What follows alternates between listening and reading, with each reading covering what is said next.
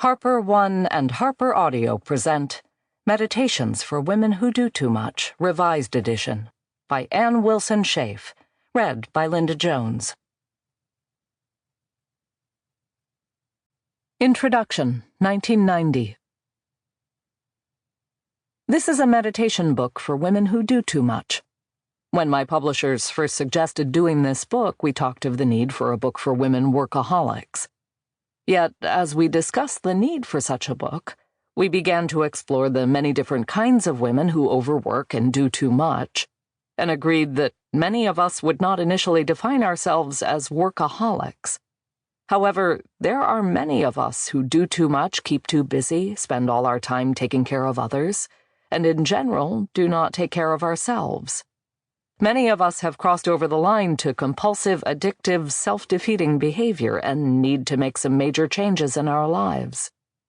Hence, I decided to write a book for women who do too much, regardless of where we do it or how we do it. This is a book for women workaholics, busyaholics, rushaholics, and careaholics. I hope that it will prove interesting, challenging, and helpful to a range of women.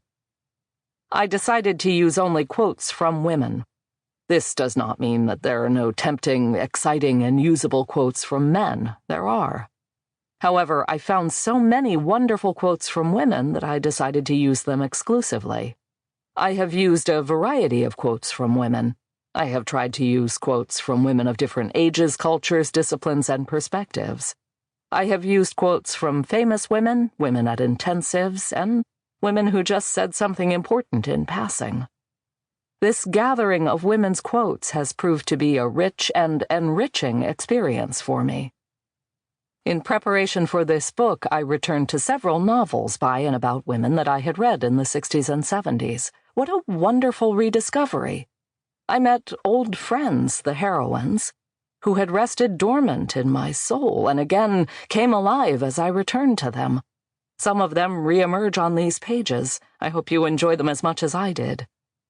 This book of meditations is not only for women, even though it is written from a woman's perspective, in the female idiom, and is viewed through the eyes of women. Several men have read the manuscript and found it very helpful. I am happy to share these meditations with anyone who finds them useful. I know that there are many of us who are working ourselves to death and still not making our contribution. Life does not have to be that way. In some ways, this book follows a usual form for meditations, and in others not. There is a meditation for each day of the year. Each day begins with a quotation, which is followed by a meditation on it, and ends with a few words for the day. Since I assumed women who do too much would not take much time for meditations and probably usually take none, I tried to make each meditation brief.